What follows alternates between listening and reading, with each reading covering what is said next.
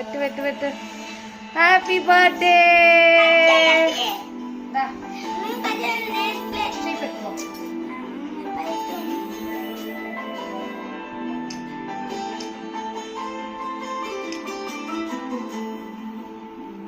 எனக்கு first of all cake cut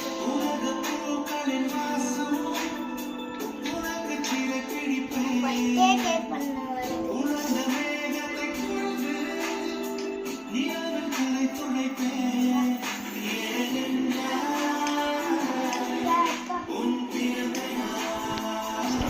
அப்படியே இருக்கு.